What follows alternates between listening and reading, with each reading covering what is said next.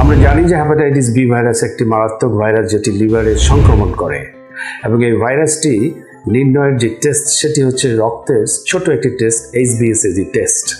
এই টেস্টটি আমাদের প্রত্যেকেরই করা উচিত, কিন্তু গর্ভাবস্থায় এই টেস্টটি গর্ভবতী মায়ের করার বিশেষ একটি গুরুত্ব আছে। আজ আমরা সেই গুরুত্বটা নিয়েই সংক্ষেপে আলোচনা করছি।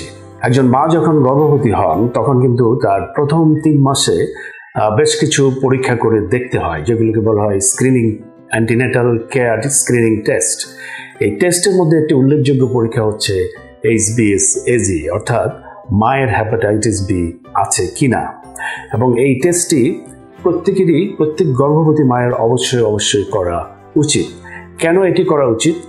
কারণ এই হেপাটাইটিস বি যেসব পদ্ধতিতে বা যেসব উপায়ে একজন থেকে আরেকজনে সংক্রমিত হয়, তার মধ্যে প্রধানতম বা অন্যতম একটি কারণ হচ্ছে গর্ভবতী মায়ের থেকে যখন বাচ্চার ডেলিভারি হয় তখন মা থেকে সন্তানের শরীরে এই হেপাটাইটিস বি চলে যাওয়া।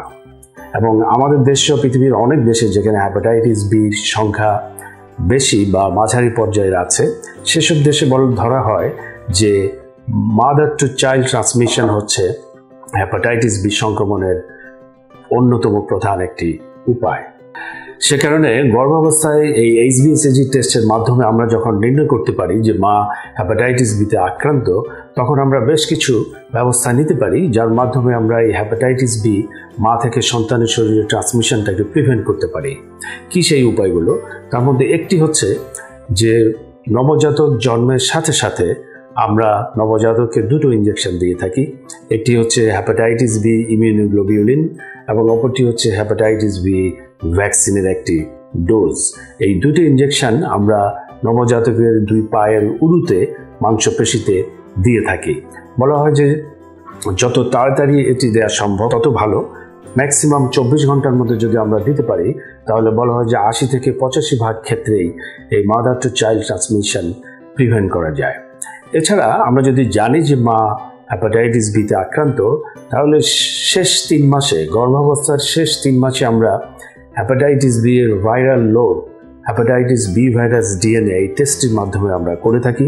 এবং যদি আমরা দেখি যে ভাইরাল লোড অনেক বেশি, তাহলে আমরা মাকে শেষ 3 মাসে একটি অ্যান্টিভাইরাল ওষুধ খেতে বলি, প্রতিদিন একটি করে, যার মাধ্যমে এই ভাইরাল লোড অনেক কমে যায় এবং নবজাতকের শরীরে ভাইরাসটি ট্রান্সমিশনের যে অপর কিছুটা সম্ভাবনা থেকে যায় সেটিও এটি দূর করে দিতে পারে। অর্থাৎ আমরা সেক্ষেত্রে মোটামুটি 95 to 100% ক্ষেত্রে আমরা এই হেপাটাইটিস বি ট্রান্সমিশনটাকে প্রিভেন্ট করতে পারি। সুতরাং হেপাটাইটিস বি নির্ণয়ের জন্য HbA1c টেস্ট আমাদের প্রত্যেকের যেমন দরকার, আমরা অবশ্যই একজন মা যখন গর্ভবতী হবেন বিশেষ গুরুত্ব সহকারে এই HbA1c টেস্টটি তার করা হলো কিনা, অর্থাৎ তিনি হেপাটাইটিস বিতে আক্রান্ত কিনা, সেটি আমাদের অবশ্যই জেনে নেওয়া উচিত। এবং এটি অপর একটি কারণে এটি গুরুত্বপূর্ণ, সেটি হচ্ছে মা থেকে যদি সন্তানের শরীরে ভাইরাসটি সংক্রমিত হয় তাহলে কিন্তু 90 থেকে 95% ক্ষেত্রে নবজাতকের শরীরে ভাইরাসটি স্থায়ী একটি আস্তানা গেড়ে নেয়, অর্থাৎ ক্রনিক হেপাটাইটিস বিতে আক্রান্ত হয়।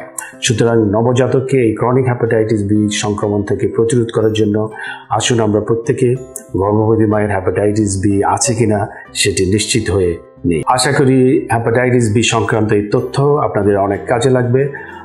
আজ এ পর্যন্তই। অন্য একদিন অন্য এক বিষয় নিয়ে আবারও দেখা হবে। সবাই ভালো থাকুন।